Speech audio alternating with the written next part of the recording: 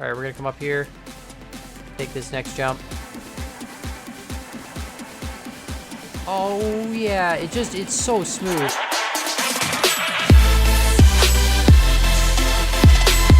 What's up guys, my name is Khan and we're back today in Scrap Mechanic with one of my favorite things to do in Scrap Mechanic, which is of course drive around off-road vehicles and test different types of off-road suspension. And we've got this awesome new course, which you can't really see much from here, but there's this new quarry in the terrain map and you may or may not have seen it, and it's got this epic dirt track with sort of jumps around it. So we're gonna go through different vehicles. Now I know a ton of people on both YouTube and on the workshop have done all sorts of different suspension types, but you know, I've done my fair share of them over the years, and obviously there's the very standard suspension, which if we spawn just a straight Humvee, for example, you know, you have your straight, simple up and down suspension, vertical suspension attached to, you know, a wheel at an elbow joint, so very simple stuff, and that drives okay. And then, you know, a long time ago, I thought about making this thing, which was my original trophy truck, and you know, it spawned kind of ridiculous. I didn't really know what I was doing a while ago, and so I thought, you know, that was how you did it. And of course I didn't have any of this welded together. This was before the weld tool, so those pieces actually just rest up inside of here.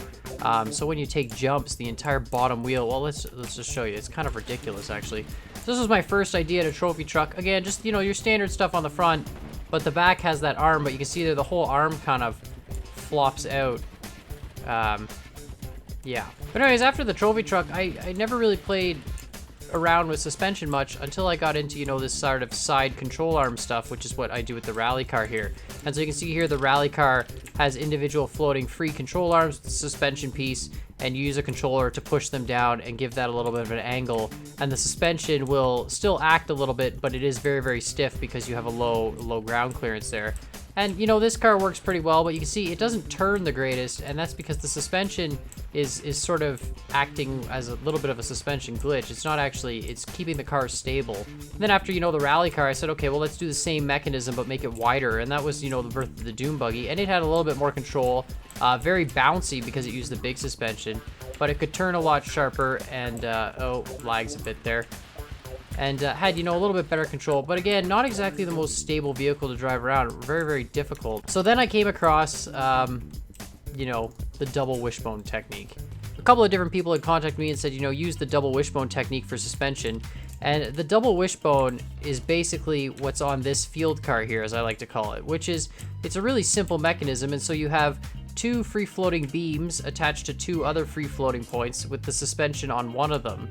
And what that allows you to do is the two beams will always be parallel, and these two bars will always be perpendicular. And so you sort of get this awesome cushiony, you know, air riding suspension, but it's very, very smooth, very, very stable, and really easy to drive around. So I in turn took the double wishbone and I made this field car. Now you can see there, when the side of the tire grips, it does kind of camber a little bit, but it'll naturally adjust itself. And it's just awesome cars to drive. Watch out for the logs there, but coming around this quarry course, turn left here, perfect. So I made this really just to test the suspension more than anything else, and then I decided to turn it into this sort of like convertible field car. Kind of has a little bit of like that rat rod look. It's got a narrower wheelbase in the front and a sharper wheelbase on the outside. But you can see there, this suspension technique, it really does give you that floating sensation, and it lets you take some sweet jumps. Look at that, perfect. Right into that second one, awesome. You know, and it gets really smooth drifts in there, but you can see there that camber does really affect it. Not so much on the front wheels, but on the back wheels. And it can flip if the tires catch, but perfect, just roll back over. Go over these little moguls here. So you can see very shock absorbent and very easy to assemble. There's no controllers required to bend the suspension down or anything. The suspension lines up as is, all at 90 degrees. And then you can adjust it, of course. So you can see there we are very, very soft in these corners. We can stiffen that up a little bit. Let's go up to 9, let's say. Let's go up to 8 on the front. Right, keep that front end down a little bit. The front end's a little bit lighter in this vehicle too. And you can see there, you know, really awesome car. Just floats over the terrain. Oh, perfect. 180. And, you know, we can drive backwards through all this wreckage here. And, yeah, no, perfect. Excellent. That's, oh, come on, flip. Do it. Do it. Oh, do it. Do it, buddy. off-roading machine. It just handles terrain. All the wheels will pretty much stay in contact, but yet it'll still keep a very good resistance factor, and it'll still bounce back to the norm really quickly, which, you know, really lets you customize your ride. And it's honestly super easy to assemble. Just a little bit of the camber there you see eating in the corner. So I did make this purple and black version of the field car. I of course really like that. And then I made, because so many people complain when I don't make stuff in the Con Gaming colors, so I made, of course, the Con Gaming version of the car. I personally think the purple and black one looks better. Make sure you guys put in the comments down below which one you guys like more. I think I'll upload the Con Gaming one to the workshop because, you know, it is my channel colors. Scrap mechanic in first person is a lot of fun. The follow cam really makes it a lot of fun when you're trying to do these vehicles, and it really gives you kind of a different driving experience. You don't notice how terrible the sliding physics are as much when you're in first person because you're kind of sliding with it. Oh, perfect. All right, we're just gonna bounce over these moguls. Come on. Oh, slow down. There we go. All right, we can do this. Oh, keep it. Perfect. Nice, 2 wheels. All right, let's just go over these rocks here. Nice. All right, we've high centered, but we haven't lost it. You can see that suspension really paying for itself. But overall, I just love the look of this car, and I think it drives quite fantastic. It could use a little bit more ground clearance. You can put a natural sort of slope onto your suspension pieces by changing where the pivot point at the top here. So each suspension piece is on a free-floating pivot at the top here and a free-floating pivot at the bottom, and that allows it to move with the adjusting angle of the double wishbone. And but if you put this top pivot on a controller that flings down, you can increase the initial ride height. But overall, just a wicked little field car, and honestly, one of my favorite cars to just spawn in if I need to drive around. Well, it was until I made an even better one. So this track is the best, and the trophy truck was my only real off-roading truck up until this point. And I said, you know what, I need a new trophy truck. And so I was looking at suspension designs for trophy trucks online, and I realized that most trophy trucks use a very similar to the double wishbone method on the front, but they use this sort of fixed rotating torque axle on the back. And I wanted to do that because the old trophy truck sucks and it spawns in really terribly, but this one, you can see, it spawns in very clean. The back wheels are just compressed up a little bit, but it uses that method that I talked about there 10 seconds ago, where it has a controller on the suspension. So you can see the front suspension will camber out and give you that really cool trophy truck look on the double wishbone. These here are just manual guard stops to actually prevent it from stretching the suspension out and getting that weird glitch that happens. And then on the back here, we've got the same thing. We've got manual stops right here at the top, and we've got each individual control arm, which goes to an axle, which will rotate about this center point. So you can actually get a little bit of torque on the back axle, not as much on the front, but you can see there we can, in fact, torque that back axle, and we can keep both tires on the ground. And the front axle actually has both tires on the ground as well. You can see the suspension really just stretching out on that one side and giving her on this other side. So a really aggressive off-roading truck. This truck, I find, combines, you know, the best suspension of both worlds. A lot of you are going to say the front suspension on the rally truck, the trophy truck, is actually really far forward. And I looked at a lot of designs, and it actually doesn't seem to be. The frame on trophy trucks is really quite small, and the back is just fenders. Of course, I made it out of concrete to give it a bit more weight, but this back suspension is just great for keeping that back axle on the ground and delivering power, but it also doesn't provide too much negative camber to those back wheels. You can see there the whole body torquing, but the back wheels staying firmly on the ground. And then the front with the independent suspension really helps you conquer those obstacles and make sure your front wheels are always in contact and giving you that handling, which just makes this truck drive so fantastic. I mean, it is honestly my new favorite off-roading vehicle.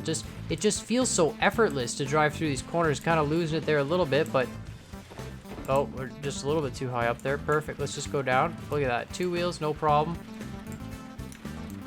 You know, look at that. It's just oh, cambering that. That camber is aggressive, though. I will say that. I do need to improve that camber a little bit.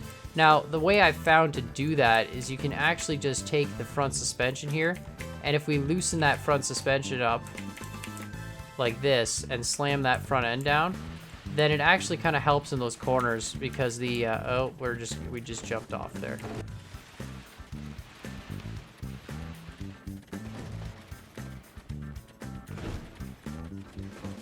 You can see the suspension almost freaking out when you go too far. And sometimes if you really do hit hard enough, you can cause an infinite suspension glitch in one of the directions by jamming the suspension up. But it doesn't usually happen. That's why I put all the hard stops in on this vehicle. But you can see there that front suspension really just making its worth there. But honestly, my new favorite vehicle, it's so smooth when you drive it. It feels like you're just floating. Oh, you can see the back there broke through the hard stops. We smashed a little bit too hard there, so we're just gonna have to get out here. Sometimes it happens. This is the same issue I ran in with the differential, where the small pipe pieces are great, and but I mean, it happens with the large pipe pieces too. But if you hit hard enough, sometimes you can glitch the physics engine, and you know, the pipe piece will go through the pipe piece. 90% of the time, it doesn't happen, but of course, when you're recording, it likes to happen. You can see there, I just did it again. But I am going to upload this and the off-road car to the workshop. I'll upload both the off-road field car and this truck. I know there are much more complicated ways to do this back suspension, and I know real-life suspension is much more complicated than I've made it seem here. But it is just, in my mind, it feels so great to float, and I wanted to make sure it was, you know, kept simple enough not to cause Scrap Mechanic to lag too much. And look at that, just drifting. All right, let's go in first person here. Strict follow cam. Very high nose on this truck, though. So it's very difficult. I guess real trophy trucks are, holy cow, can't even tell what we did. We're still on the course, right? Yeah, we're still on the course. All right, let's do this. So you can see, just really floats over the terrain. Perfect. Actually gives you just amazing handling. Like, oh, until we hit I spoke too soon. All right, we're gonna come up here. Take this next jump. Oh yeah, it's so smooth. I made sure it was really well balanced in the air too, so it keeps a nice weight through it. And it just, you know, it really to me feels like a trophy truck. But anyways, guys, I hope you guys liked this video. If you did like this video, make sure you hit that like button down below. Hit that subscribe button if you haven't already. I will post the links to both this off-road trophy truck and the off-road field car in the description of this video below. So make sure you go check those out, download them, you know, paint them your colors.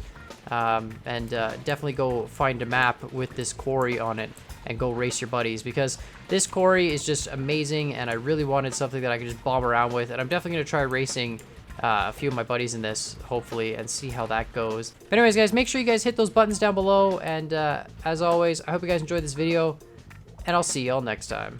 All right, here we go. Yes! Land it, land it. Okay, that was less than glorious.